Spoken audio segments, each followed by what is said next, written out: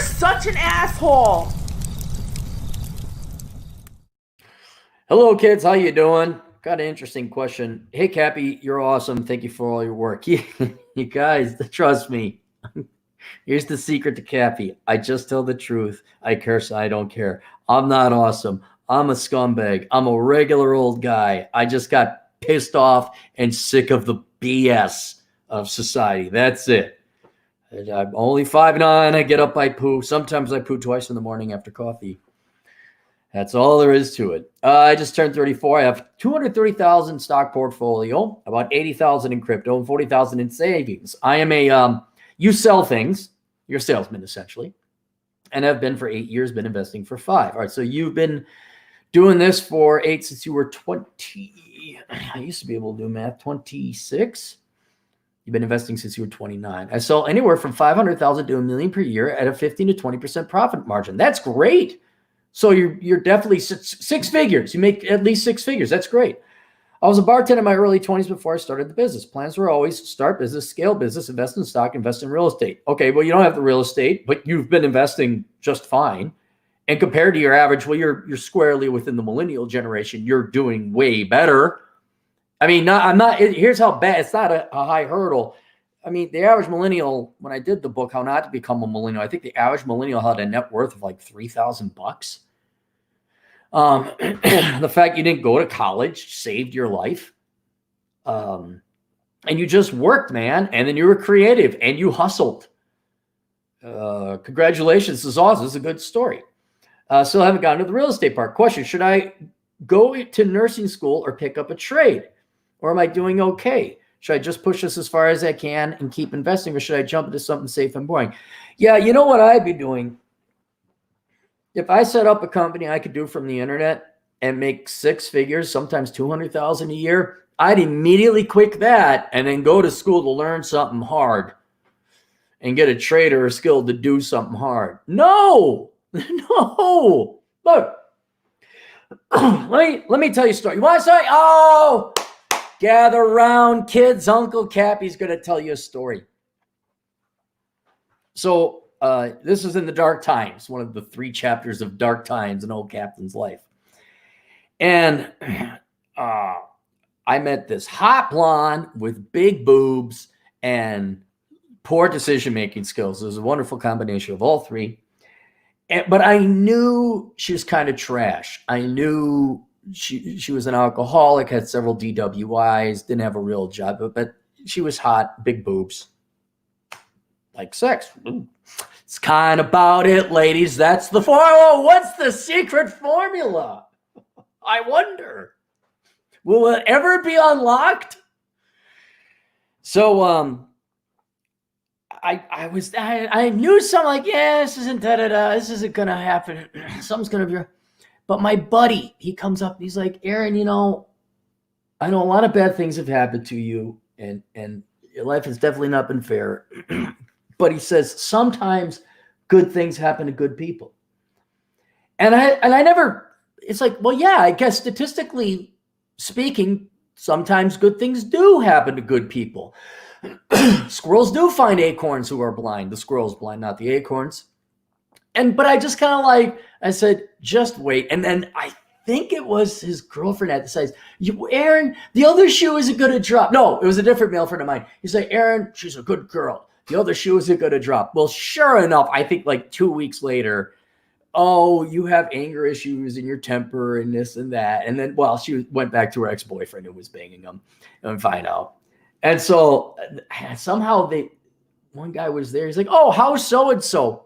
I said, oh, she got back together with her ex-boyfriend. He was like, I said, good things happen to good people, huh? Sometimes. And I laughed because I wasn't that invested. This is when Cappy was promoted to captain. He was a veteran by this time. But that saying always stuck with me because we're so used to absolute crap and things not being right or fair, which is the majority of times because we have an unjust and immoral society. But sometimes good things do happen to good people, and you are one of them. I don't know if you're a good person, but good things happen, let's just say.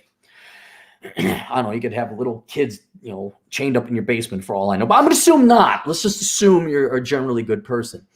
Yeah, man. Like I have kids young people. I didn't go to college. I feel bad, but I made all this money and should I go to college? No, sometimes good things happen to good people. You didn't have to go to college. And I would ride this ship as long as you possibly can. Now, the only thing I would do slightly different, and you've already done it, is maybe you want to build up enough money that you could go to college or trade school or something else.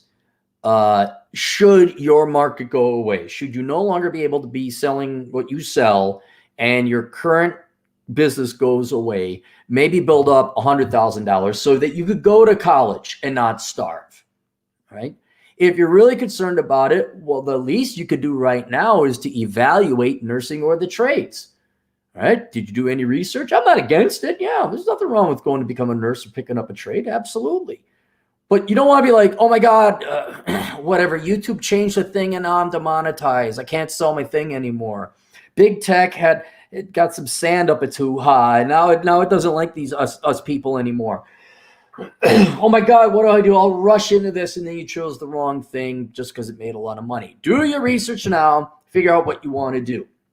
I presume you don't work 80 hours a week. I presume you have a little bit of free time. And after you figure out what you'd like to do, why don't you take a class or two and slowly move your way towards that degree or that trade certification? Then if this goes away, you're not starting from zero. You got a year's worth of college credits in there. You have $100,000 saved up, and then you could go on off to college.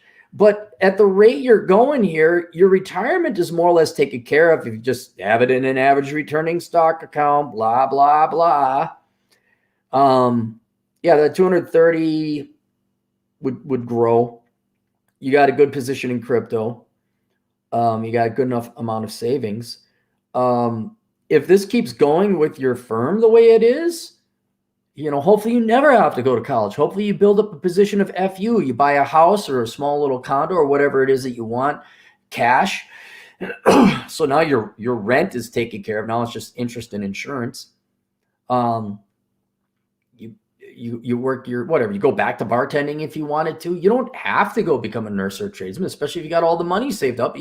Dude, if you have your house paid off, you don't have to do anything. I mean, you can work whatever job you want. I know one guy who was making a lot of money and he just quit. He ended up working at a golf course, cutting the grass. So that's it. I'm done. Why? Because he saved up all his money. He didn't need it. So 1, start thinking about what you want to study.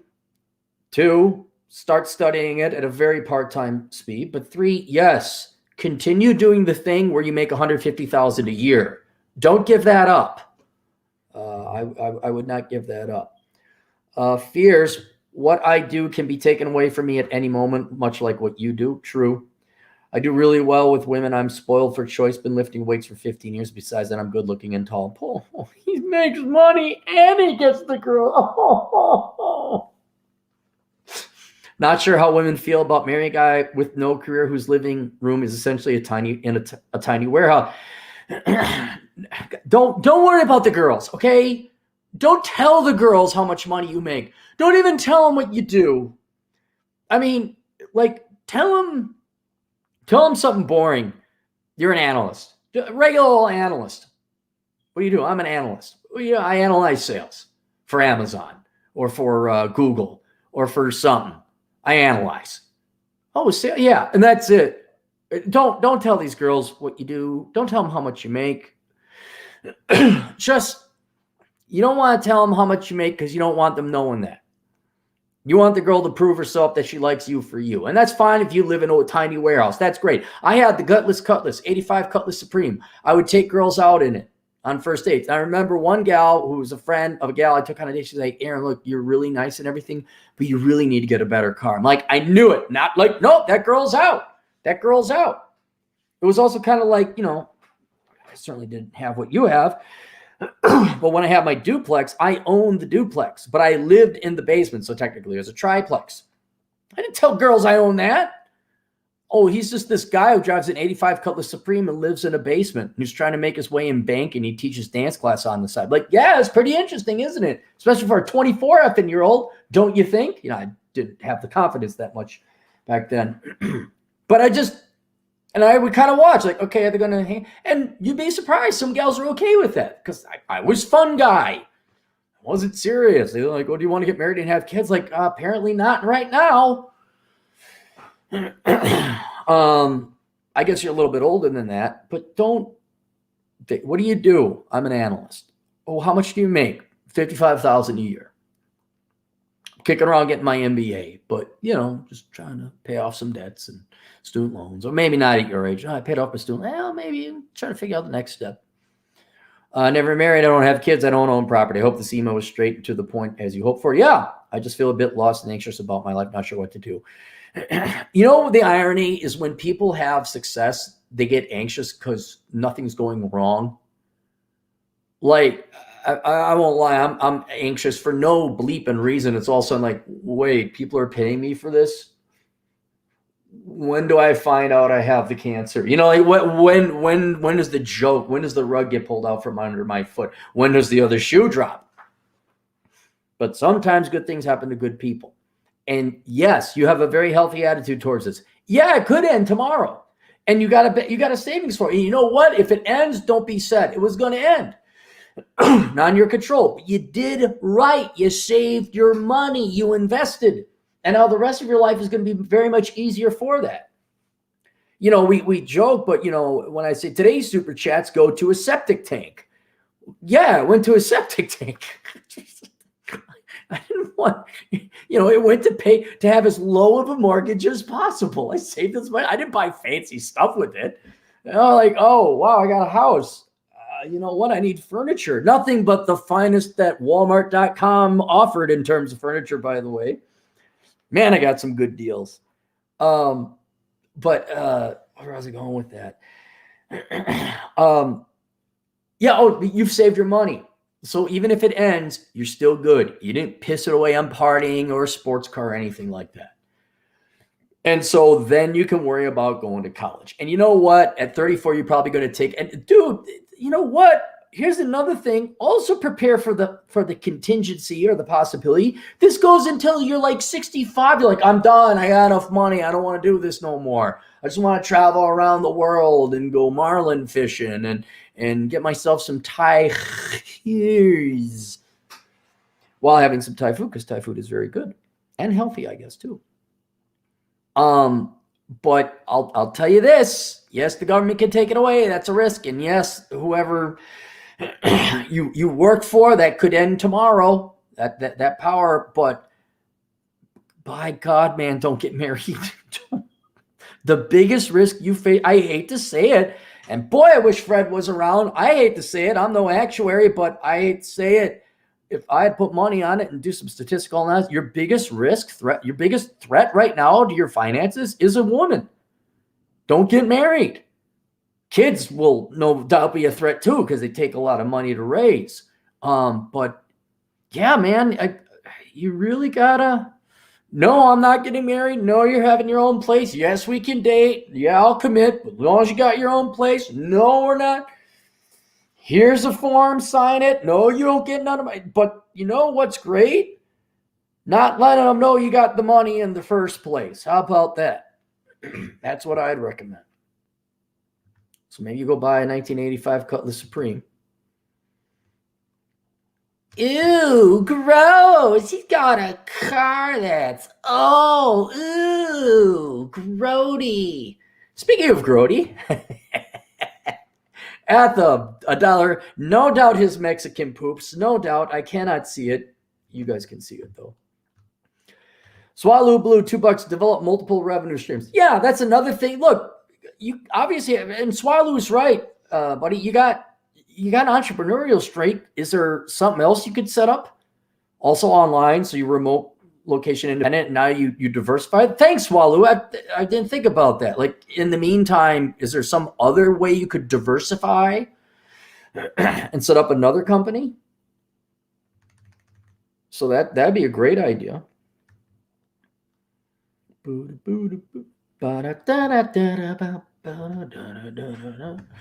Cortez, 173 for 10 generous dollars. Speaking of losers, I saw a car with a message painted on its back windshield. Please help with my student loans, along with his Cash App username. By the way, he's driving out of a liberal arts college. Yeah. Please help. I bet you he's so smart. He knows how society. I always got a kick out of the liberal arts students. They're so bad they can't even manage their own life, but they know what's best for the country. And that's it. We're caught up. All right. So yeah, no, you are not a loser. And I know why you think you're a loser, because you don't have a college degree. You don't have a real profession. No, you are a winner. You are a bigger winner than those with a college degree and a profession, because they had to go to college to get the degree and the profession. And all the profession is for is to make money. And you've bypassed all of that. You just went and made the money. You don't need to have a college degree or a real career to not be a loser. I'm not saying we're necessarily winners. I mean, look at me. I'm an idiot, okay? I taught dance, I write books, I do this internet thing, and I set up a company called Asshole Consulting. Now, am I a surgeon? No. Am I a judge? No. Am I a cop? No. Am I a priest? No. I'm not even an accountant. No. I really am just a court jester of types, entertaining and answering people's questions, all right? But I'm not a loser. Oh, I mean, I'm not great and amazing either, but I'm definitely not a loser. And God almighty, I was more of a loser when I was working in banking with a degree in finance. So no, sir, you're not a loser. I mean, losers, here's the one rule I got for a loser. Do you collect a government check? Do you need other people's money to survive? You do, you're a parasite, you're a loser. That's it. You don't, you're a winner. Doesn't matter where your money comes from. All right, there we go. Question, answers, assholeconsulting.com. Get my book, Bachelor Pad Economics, so you don't become a loser. We'll see you guys later. Toodles.